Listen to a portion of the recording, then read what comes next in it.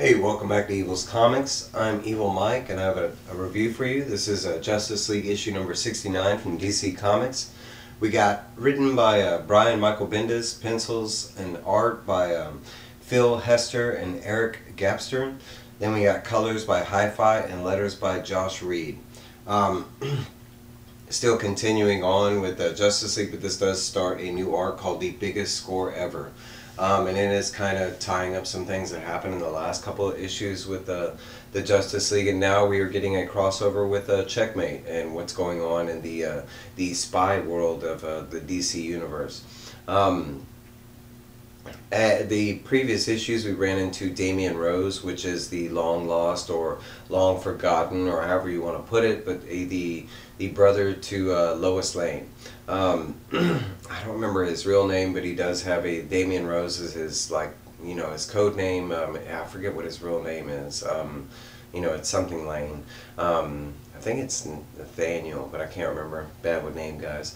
But anyways, with Damian Rose, when he first entered, he was being tracked down and trying to be assassinated by a group of Deathstrokes. Now with the Deathstrokes being captured at the Hall of Justice after they were dealing with the whole the destruction of the Hall of Justice and that whole arc that we just had with I think his name was Shabur Noor, or he had a weird name, I don't know. So they were these three, they call them fake strokes is what they're calling them, but they're not Deathstroke, they're just working for Deathstroke or Deathstroke Inc.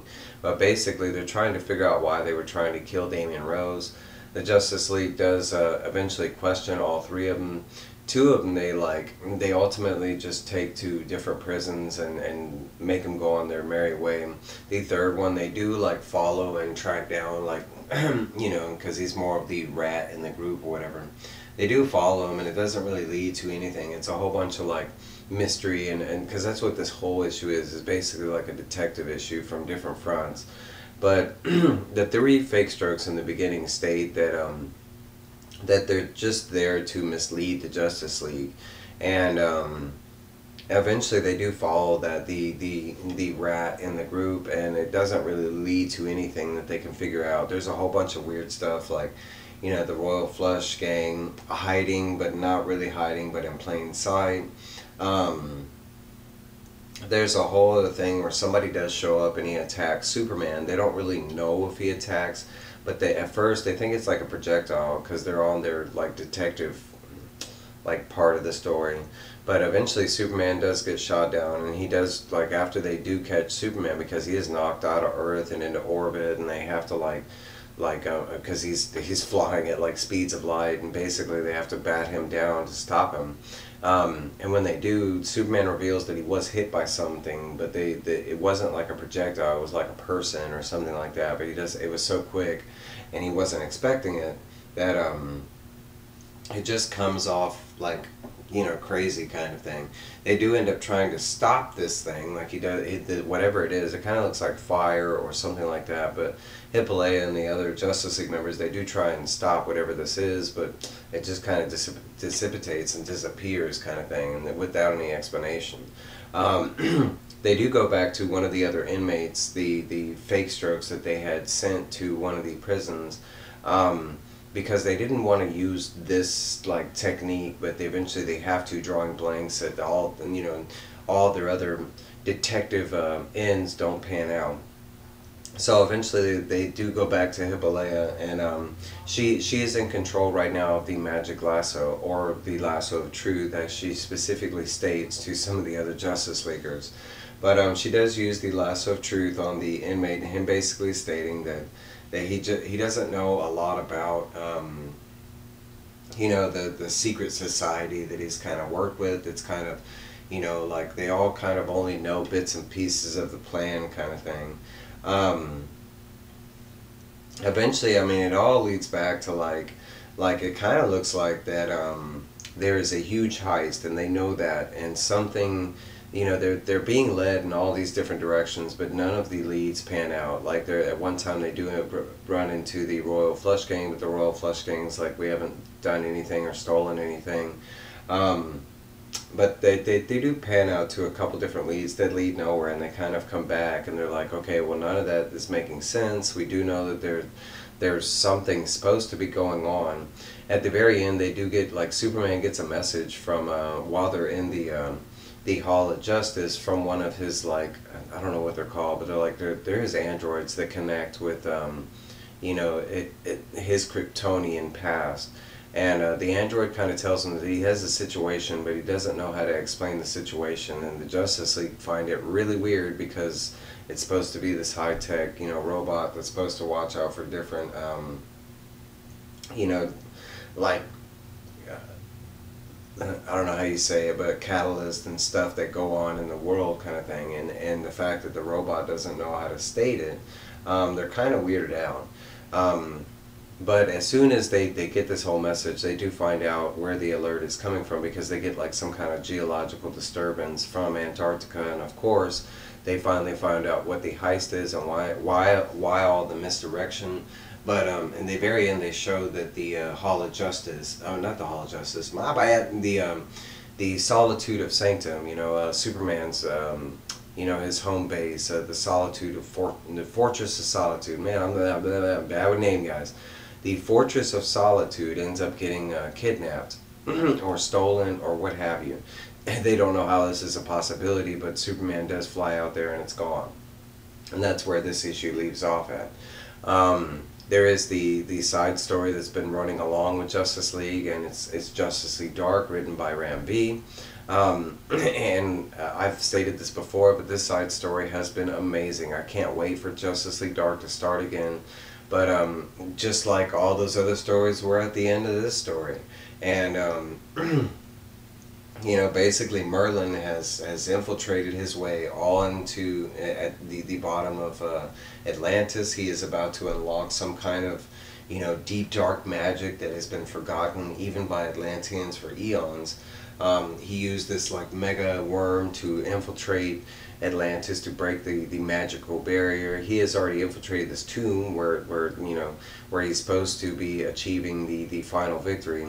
And we do have like Constantine, Zatanna, Ragman, Detective Chimp, and Estragon that are down there fighting, trying to keep Merlin from getting whatever he's trying to get. The last issue we saw that Zatanna she unleashed, like, some of her ultimate force, and thus brought in the Upside Down Man, who is, like, a very, very bad villain, one of the bigger threats in the dark version of DCU. And the Upside Down Man, he's not even interested in what's going on. He is just, like, ripping, the fabric of reality as we see it, and he's just, it's just a mass amount of black stuff that is flowing from Zatanna. At that moment, they're trying to come up with this plan to get close enough to, like, knock some sense into Zatanna so she can get control of the Upside Down Man. They've seen it happen before.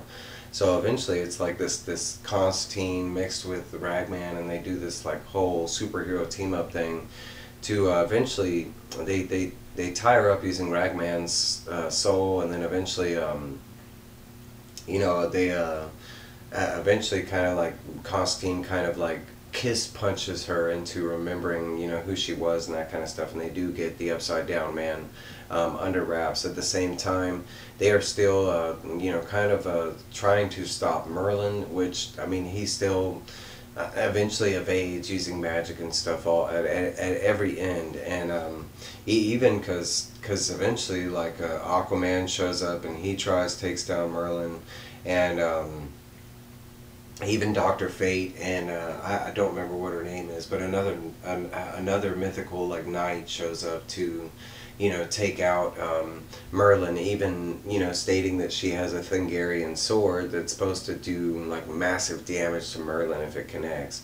But Merlin, again, with this slippery, he keeps just messing around, and basically they do finally reveal that what he's been trying to get is not, like, he's not trying to release, like, this dark magic or anything like that. Actually, he's trying to get a weapon, something that he can control, and it is Arion the Sorcerer, God King of Atlantis, son of Order Reborn, is basically what he states. And it just looks like a man, with the cape. It looks pretty dope though, and it looks pretty mad. That's all I gotta say. But But basically, it looks like Merlin has gotten a hold of this weapon, you know, and he seems like he can control it, kind of thing.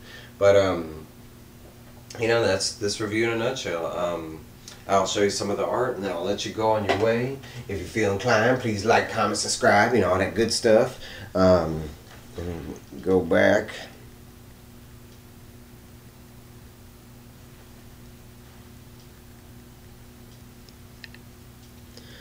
Get into the zoom. Okay, we're starting out. Ooh, that's the wrong button.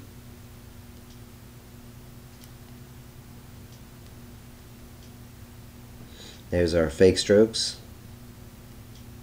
Advertisements. Wait a minute.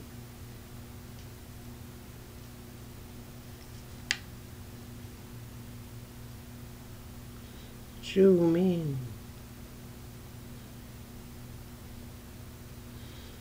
Alright, we got the one rat. We got them following the ratso. Eventually them doing their detective work. Whatever hit Superman. Blasted him into space. Them having to stop Superman. Them trying to figure out what it is, and that's when the thing kind of dissipates. We don't know what that is yet. Them going back to the other thug and using the, you know, the lasso of truth on him.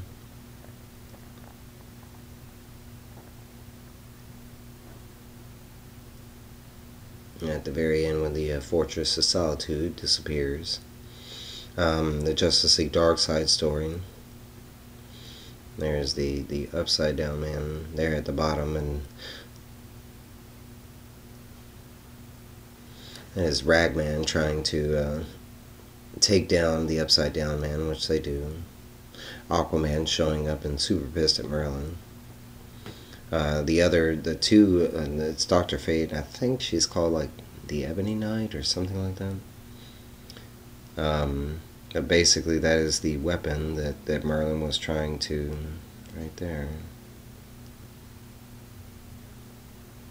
And they show his face at the bottom. But hey, that's my review.